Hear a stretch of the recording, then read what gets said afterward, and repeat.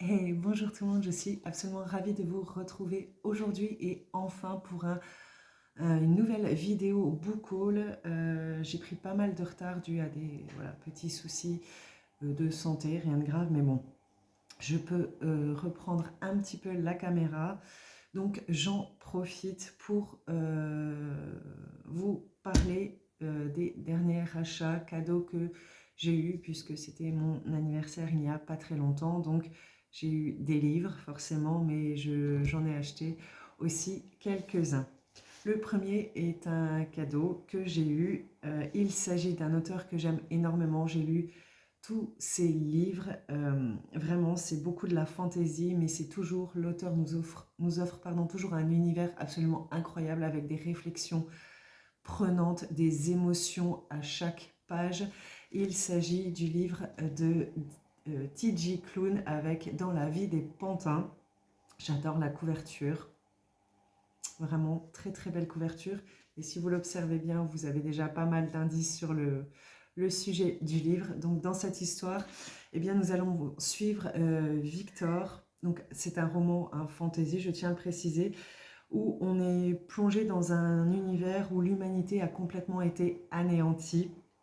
Néanmoins, il reste un seul être humain, Victor, qui vit dans une forêt, dans des cabanes perchées avec trois robots. Ils vivent cachés, d'après ce que j'ai compris du résumé. Euh, mais voilà, Victor et ses trois robots semblent être une famille plus ou moins étrange forcément, mais ils semblent extrêmement liés tous ensemble. Donc il y a Giovanni, un androïde qui semble être un inventeur, Ratched, un robot infirmier et Rambo, un petit robot aspirateur anxieux. Donc voilà. Et Victor, lors d'une balade, va tomber sur un androïde qui semble être abandonné. Donc il va réussir apparemment à le remettre en route, sauf que cela va déclencher une alarme. Et de là, la police euh, qui est renommée l'autorité, vont découvrir l'endroit où vit Victor et tous ces petits robots et ils vont vouloir bien capturer surtout Giovanni. À quelle fin, on ne sait pas vraiment, peut-être pour le détruire, apparemment ça serait pour effacer sa mémoire et voilà le reconditionner, etc. Donc ça semble être vraiment euh, d'une beauté incroyable et forcément une réflexion bien, autour de l'intelligence artificielle et de tout ce qui concerne la nouvelle technologie, bien évidemment. Donc vraiment, j'ai très très hâte. Je n'ai jamais été déçue par le moindre livre de cet auteur.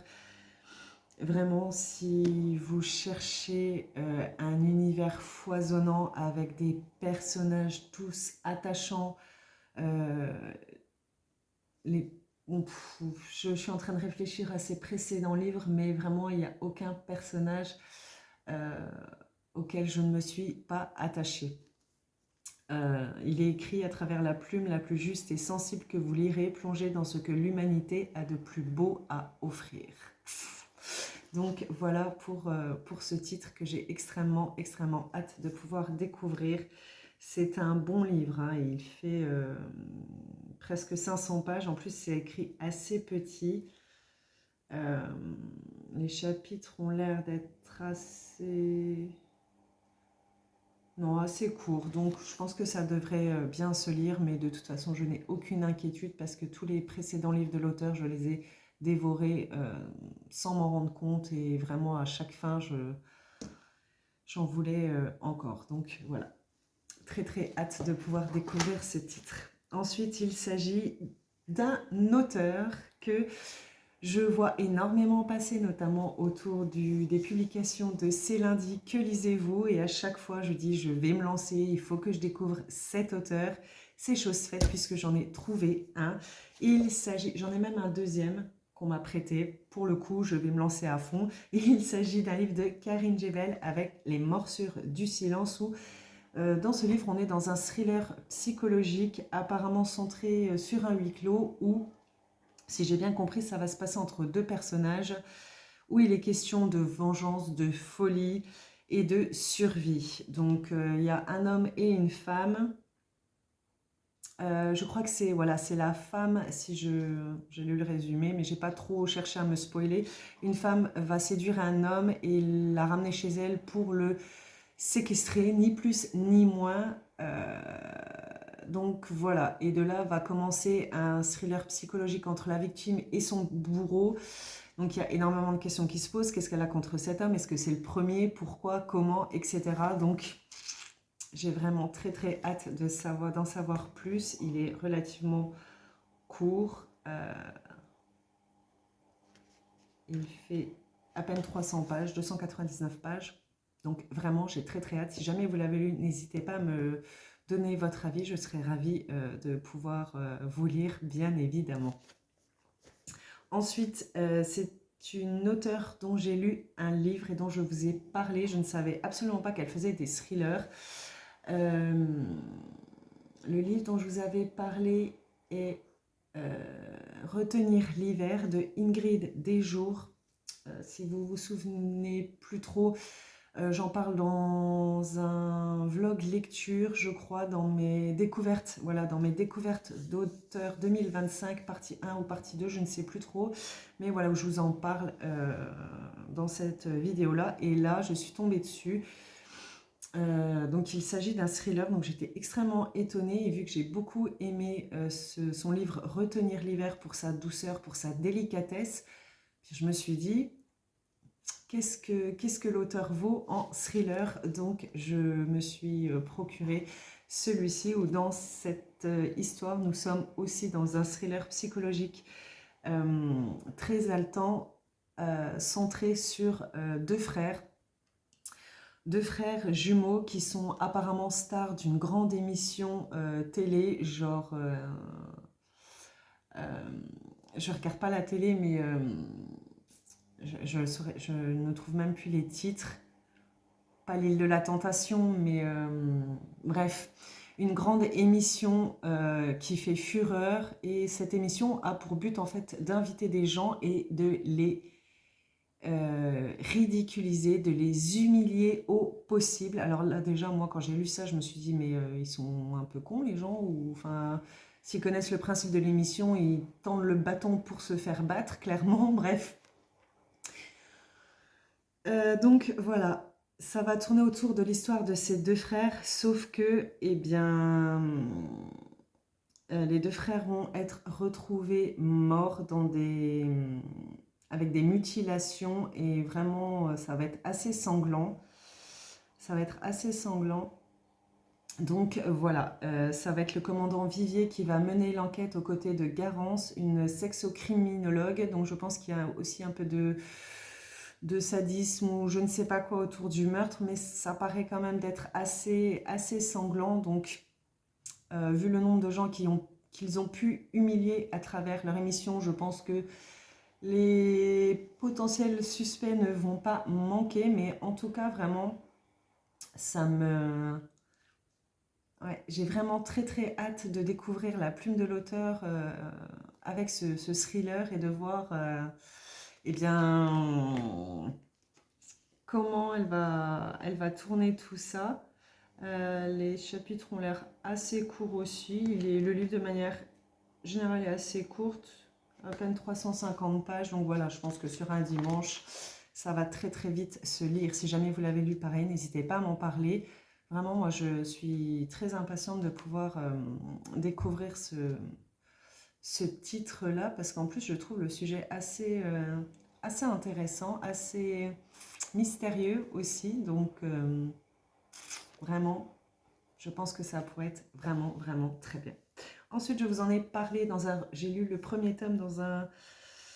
oui, j'ai lu le premier tome il n'y a pas très longtemps et je vous expliquais dans le reel que je m'étais ruée sur mon téléphone pour commander la suite. Je l'ai commandé, je ne l'ai pas encore lu, bien que je bouillonne d'impatience. Il s'agit du tome 2 de Ragnar Jonasson avec sa trilogie. Le deuxième tome s'intitule Un calme blanc, où dans cette histoire, donc on est toujours sur un roman policier forcément, où l'histoire va commencer avec une célèbre romancière, Eileen S., qui va littéralement s'évaporer sans un mot, sans laisser de traces, pas de corps, pas de lettres, rien. Euh, voilà.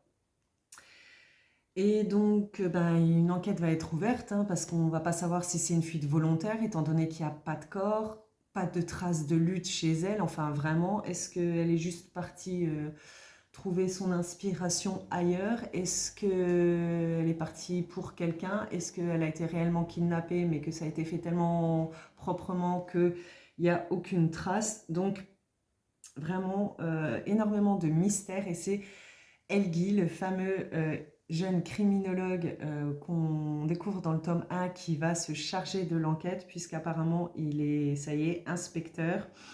Donc voilà, donc je pense que le passé de cet auteur va être décortiqué, sa vie aussi bien publique que privée va être éclatée pour savoir exactement où est-ce qu'elle est passée, est-ce qu'elle est toujours vivante ou non, qu'est-ce que ça cache, beaucoup de questions. Et apparemment, eh bien, la propre histoire de Helgi va le rattraper lui aussi. Donc, quel est le lien? À quoi ça fait écho par rapport au passé d'Helgi? Parce que dans le premier tome, on connaît son présent. J'en dirai pas plus pour pas vous spoiler, mais on apprend sa situation présente qui n'est pas vraiment très joyeuse. Donc peut-être que ce tome 2 va ouvrir un pan de son passé. Donc vraiment, j'ai très hâte de pouvoir euh, découvrir, découvrir ce nouveau tome. Pareil, ils sont assez courts hein, généralement. Alors, je vois des dates. Donc, ouais, on fait des sauts dans le temps. Ouais, on fait pas mal de sauts dans le temps, dis donc. 2012, 2005, j'ai vu 1978. Ouais. Il y a un décompte de jours, 2005, 2012. Apparemment, ça a l'air de naviguer entre 2005 et 2012. Donc peut-être qu'il va avoir un retour en arrière par rapport par rapport à Eileen, les jours précédents sa disparition. Je pense qu'il va avoir voilà, un petit retour en arrière. Donc à voir comment ça va se goupiller. Mais vraiment, j'ai très hâte de pouvoir euh, me plonger dans ce deuxième tome. Et je pense que je commanderai dans la foulée sans doute le tome 3 si le tome 2 se termine de la même façon que le tome 1, c'est-à-dire sur un cliffhanger de grand malade où voilà, je me suis dit, là Marjo, tu n'as pas le choix, il te faut le tome 2 dans la foulée. Ensuite, on passe sur un fantasy. Oui, ça fait 2 fantasy. Je me suis rendu compte en parcourant un peu ma palle que je n'avais pas énormément de fantasy à portée de main et j'ai ressenti ce besoin d'en lire parce que entre les thrillers et les comédies romantiques, bien que j'aime ça, j'avais besoin vraiment d'autre chose. Voilà, j'avais besoin de fantasy. Donc, eh bien, il y a l'histoire des pantins de T.J. Klune et celui-là, je l'avais noté à sa sortie. Donc je n'ai pas pu m'empêcher d'aller l'acheter quand je l'ai vu. Il s'agit du livre de Virginie Despentes avec Iceland. C'est un beau petit pavé, vraiment. Magnifique couverture. C'est publié chez Stardust. Voilà. Quand j'avais lu le résumé, je m'étais tout de suite dit, celui-là, il va falloir que je le lise. Je ne sais pas pourquoi, ça m'a totalement happée. Donc, dans cette histoire, excusez-moi, petite interruption, ça va et ça va à la maison. Donc, je vous parlais de ce titre que voilà, j'avais repéré, j'avais noté la date de sortie et quand je l'ai vu, eh bien, je l'ai acheté tout simplement. Donc, dans ce livre, on est vraiment plongé donc en Islande, un pays clairement où il n'y a que de la glace, du froid, terrible, partout, tout le temps, du vent. C'est vraiment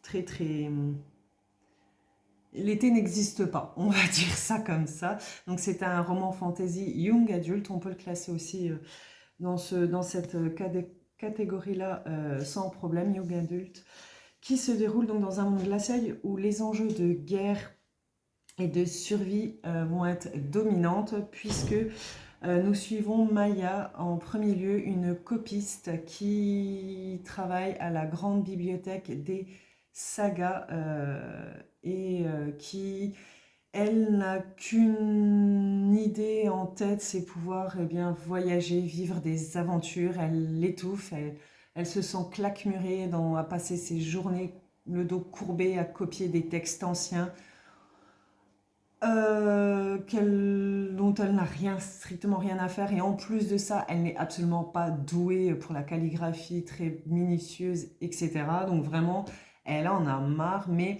c'est comme ça. Apparemment, quand on est dans une famille d'érudits, donc qui englobe les copistes, eh bien, tu n'as pas le choix, tu dois continuer sur la lignée, tu ne peux pas être autre chose ni faire autre chose. Ça m'a un peu fait penser à, je ne sais pas si vous connaissez, à la saga Divergente, où c'est un peu pareil, arrive à un certain âge, vous devez choisir un peu grâce à des tests quelle filière vous allez continuer votre vie. Donc il y a les érudits, c'est pour ça aussi que ça m'a fait penser à ça.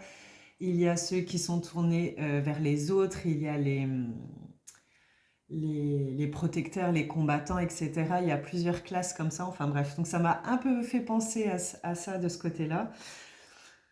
Donc Maya, voilà, les copies, ça lui plaît pas. Mais bon, elle s'est résignée, c'est là qu'est sa place, on l'a désignée là, donc elle y reste. Sauf que la guerre menace, la guerre gronde, les continentaux apparemment commencent à vouloir franchir les différentes villes pour atteindre l'Islande, pour conquérir ces terres. Au début, on ne sait pas trop pourquoi, et c'est là que va apparaître le deuxième personnage central. Il s'agit de Reynard, un capitaine qui va être envoyé à la bibliothèque des sagas pour recruter des jeunes, très très jeunes érudits, donc c'est-à-dire même 8-10 ans, pour les entraîner à se battre pour affronter les continentaux. Il va y avoir une sélection, bien évidemment. Maya fera partie de ces futurs soldats à entraîner. Donc de là va s'enclencher forcément toute une histoire. Mais vraiment, j'ai beaucoup aimé le résumé. Donc j'ai vraiment hâte de pouvoir découvrir ce qui va se passer. On dit que voilà, Maya la rebelle et Reynard l'inflexible. Ça promet des étincelles entre les deux.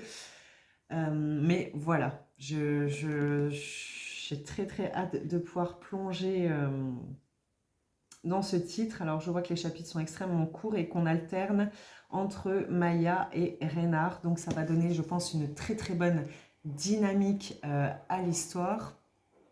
J'adore la couverture, c'est vraiment extrêmement beau. Voilà pour ce titre.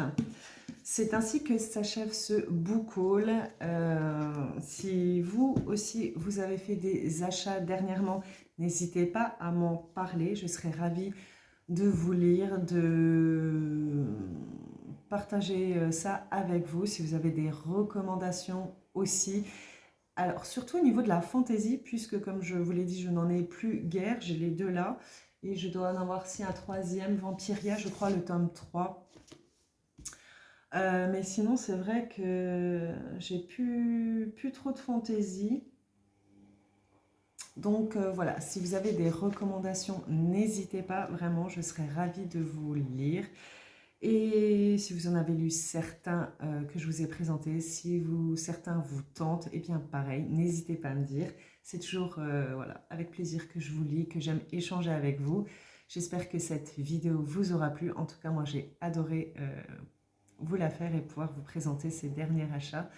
Je vous souhaite une excellente journée et je vous dis à très vite pour de nouvelles aventures. Ciao, ciao!